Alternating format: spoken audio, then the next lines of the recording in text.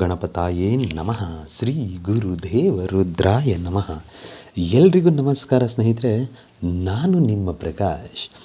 ಸ್ನೇಹಿತರೆ, ಇಂದು ನಾನು ನಿಮಗೆ ವೈರಿ ನಾಶಕ್ಕೆ, ಶತ್ರುವಿನ ನಾಶ ಮಾಡೋದಕ್ಕೆ ಒಂದು ಕಾಳಿ ಭಗವತಿಯ ಮಹಾ ಮೂಲ ಮಂತ್ರವನ್ನು ತಗೊಂಡು ಬಂದಿದ್ದೀನಿ. ಇದನ್ನು ಏನಾದರೂ ನೀವು ಚಾಚೂ ತಪ್ಪದೆ ಈ ಕ್ರಿಯೆಯನ್ನು ನೀವು ಮಾಡಿದ್ದೇ ಆದಲ್ಲಿ ನಿಮಗೆ ಶತ್ರು ಅಂತ ಯಾರ್ಯಾರೂ ಇರೋದಿಲ್ಲ. ಅಷ್ಟು ಬಲಿಷ್ಠಕರವಾಗಿದೆ ಮತ್ತು ಅಷ್ಟೇ ಘೋರವಾಗಿದೆ. ಇದನ್ನು ಹೇಗೆ ಮಾಡೋದು ತಿಳಿಸ್ಕೊಡ್ತೀನಿ.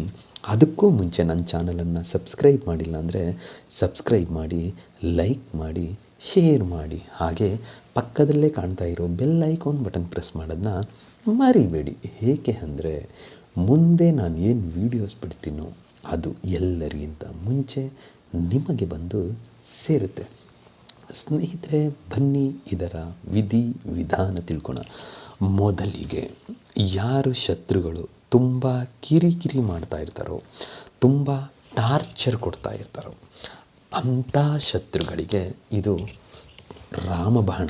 ಈಗ ಆಫೀಸ್ನಲ್ಲಿ ತುಂಬ ಜನ ಶತ್ರುಗಳಿರ್ತಾರೆ, ಮನೆಯಲ್ಲಿ ಶತ್ರುಗಳಿರ್ತಾರೆ, ಹಿತಶತ್ರುಗಳಿರ್ತಾರೆ, ಅಕ್ಕಪಕ್ಕದಲ್ಲಿರ್ತಾರೆ, ಜೊತೆಲೇ ಇರ್ತಾರೆ, ಒಂದೇ ತಟ್ಟೆಲಿ ಅನ್ನ ತಿಂತಾ ಇರ್ತಾರೆ. ಅವರು ನಾವು ಬೆಳೀತಾ ಇದ್ದರೆ ನಾವು ಬೆಳೆಯೋದನ್ನು ಸಹಿಸೋದಿಲ್ಲ. ಹೇಗಾದರೂ ಸರಿ ಇವನ್ನ ಹಾಳು ಮಾಡಬೇಕು, ಇವರನ್ನು ಹಾಳು ಮಾಡಬೇಕು, ಇವರು ನನ್ನ ಮುಂದೆ ಉದ್ಧಾರ ಆಗಬಾರ್ದು ಅಂತ ತುಂಬ ಪ್ರಯತ್ನಗಳು ಪಡ್ತಾ ಇರ್ತಾರೆ. ಏನು ಪ್ರಯತ್ನ? ಆ ದೇವ್ರಿಗೆ ಹೋಗೋದು, ಈ ದೇವ್ರಿಗೆ ಹೋಗೋದು, ಅಲ್ಲಿ ಮಾಟ ಮಂತ್ರ, ಇಲ್ಲಿ ಮಾಟ ಮಂತ್ರ, ಯಥಾ ಸುಮ್ಮನೆ ಮಾಡಿಸ್ತಾ ಇರೋದು. ನಿಂಬೆ ಹಣ್ಣುಗಳನ್ನ ತಂದು ಮನೆ ಬಾಗಿಲಿಗೆ ಹಾಕೊಡೋದು, ಇಲ್ಲವಾ ಮನೆಯಲ್ಲಿರೋರು ತಂದು ದೇವ್ರ ಮನೇಲಿಡೋದು, ಇಲ್ಲ ಜ್ಯೂಸ್ನಲ್ಲಿ ಹಾಕೊಡೋದು, ಹಿಂಗೆಲ್ಲ ಚಿತ್ರ ಹಿಂಸೆ ಕೊಡ್ತಾ ಇರ್ತಾರೆ. ಇದರಿಂದ ಯಾವುದೇ ಲೆಕ್ಕಾಚಾರ ಹಾಕ್ಕೊಂಡು ಯಾವುದೇ ಕೆಲಸ ಮಾಡಿದ್ರೂ ಕೈಗೂಡಲ್ಲ. ಆವಾಗವಾಗ ಹುಷಾರು ತಪ್ಪು ಬೀಳ್ತಾ ಇರ್ತೀರ. ಏನೋ ಮಾಡಬೇಕು ಅಂದ್ಕೊಳ್ತೀರಾ, ಮನಸ್ಸು ಒಲ್ಲ ಅನ್ನುತ್ತೆ, ಬೇಡ ಅನ್ನುತ್ತೆ. ಯಾಕೆ ಹೀಗೆಲ್ಲ ಆಗ್ತಾಯಿದೆ ಅಂತ ಎಲ್ಲೋ ಕೇಳ್ಕೊಂಡು ಬಂದ್ರೂ ನಿಮ್ಮಲ್ಲಿ ಮಾಟ ಮಂತ್ರ ಪ್ರಯೋಗ ಆಗಿದೆ, ಇಂಥವ್ರು ಮಾಡೋರೆ ಅಂಥವ್ರು ಮಾಡೋರೆ ಅಂತ ಹೇಳ್ತಾ ಇರ್ತಾರೆ ಹೊರತು ಅದರಿಂದ ಬಗೆಹರಿಸ್ಕೊಳ್ಳೋಕ್ಕಾಗಲ್ಲ. ನಾವು ಏನು ಕಷ್ಟಪಟ್ಟಿದ್ದೀವೋ ಅವರು ಅದನ್ನೇ ಅನುಭವಿಸ್ಬೇಕು. ಅಥವಾ ನಮ್ಮ ಜೋಲಿಗೆ ಅವರು ಬರಬಾರ್ದು, ನಮ್ಮನ್ನ ಇಷ್ಟೆಲ್ಲ ಮಾಡೋರು ಅಂದರೆ ಅವರು ನಾಶ ಆಗಬೇಕು ಅಂತ ಶತಾಯ ಗತಾಯ ನೀವು ಪ್ರಯತ್ನ ಪಡ್ತಾ ಇರ್ತೀರ. ಆಗೋದಿಲ್ಲ. ಅದಕ್ಕೆ ಇಷ್ಟೇ ಸಿಂಪಲ್. ಒಂದು ತಾಮ್ರದ ತಗಡನ್ನು ತಗೊಂಡು ಬನ್ನಿ, ತಂದು ಶನಿವಾರದ ದಿನ ದಕ್ಷಿಣ ದಿಕ್ಕಿಗೆ ಮುಖ ಮಾಡಿ ಕುಳಿತುಕೊಂಡು ನಾನು ಡಿಸ್ಪ್ಲೇ ಮೇಲೆ ಏನು ಒಂದು ಯಂತ್ರವನ್ನು ಕೊಟ್ಟಿದ್ದೀನಿ ಆ ಯಂತ್ರವನ್ನು ಬರೆಯಿರಿ.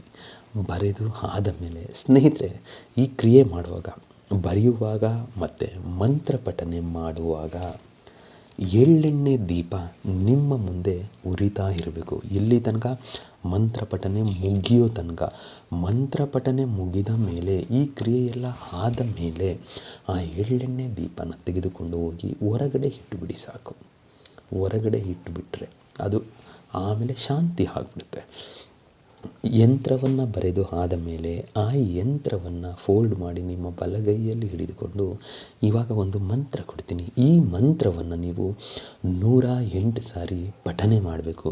ಅಮ್ಮುಕಿ ಅನ್ನುವ ಜಾಗದಲ್ಲಿ ಶತ್ರುವಿನ ಹೆಸರನ್ನು ಬರೆಯಬೇಕು. ಮತ್ತು ತಾಯತದಲ್ಲೂ ಕೂಡ, ಅಂದರೆ ಯಂತ್ರದಲ್ಲೂ ಕೂಡ ಅಲ್ಲಿ ಓಂ ಕಾಳಿ ಕರಾಳಿ ಅಂತ ಆದ ಮೇಲೆ ಕೆಳಗಡೆ ಶತ್ರುವಿನ ಹೆಸರು ಅಂತ ಬರೆದಿದ್ದೀನಿ. ಅಲ್ಲಿ ನಿಮ್ಮ ಶತ್ರುವಿನ ಹೆಸರನ್ನು ಬರೀಬೇಕು.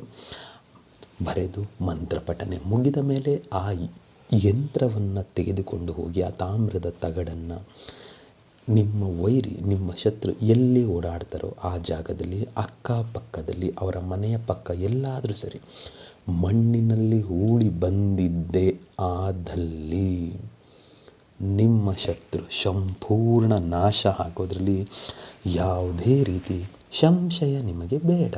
ಅದಕ್ಕೆ ಮಂತ್ರ ಹೀಗಿದೆ: ಓಂ ನಮೋ ಭಗವತಿ ಕಾಳಿ ಕರಾಳಿ ಮಹಾರುದ್ರಕಾಳಿ ರುಂಡ ಮುಂಡ ಚಂಡ ಚಾಮುಂಡೇಶ್ವರಿ ಅಮ್ಮುಕಿ ಸಂಹಾರಿಣಿ ಕಾಳಿ ಮಹಾಕಾಳಿ ಶಸ್ತ್ರ ಹಸ್ತಕಾಳಿ ಓಂ ರೀಂ ಇರ್ರೀಂ ಕ್ಲೀಂ ಫಟ್ ಸ್ವಾಹ. ಮಂತ್ರ ಇನ್ನೊಮ್ಮೆ ಹೇಳ್ತೀನಿ ನೋಡಿ ಸ್ನೇಹಿತರೆ: ಓಂ ನಮೋ ಭಗವತಿ ಕಾಳಿ ಕರಾಳಿ ಮಹಾರುದ್ರಕಾಳಿ ರುಂಡ ಮುಂಡ ಚಂಡ ಚಾಮುಂಡೇಶ್ವರಿ ಅಮುಕಿ ಸಂಹಾರಿಣಿ ಕಾಳಿ ಮಹಾಕಾಳಿ ಶಸ್ತ್ರ ಹಸ್ತಕಾಳಿ ಓಂ ರೀಂ ಇರ್ರೀಂ ಕ್ಲೀಂ ಫಟ್ ಸ್ವಾಹ. ಈ ಮಂತ್ರವನ್ನು 108 ಸಾರಿ ಪಠನೆ ಮಾಡಬೇಕಾಗುತ್ತೆ. ಮಾಡಿ ಅದನ್ನು ಮಾಡಿದ್ದೇ ಆದಲ್ಲಿ ಖಂಡಿತ ನಿಮ್ಮ ಶತ್ರು ನಾಶ ಆಗ್ತಾರೆ.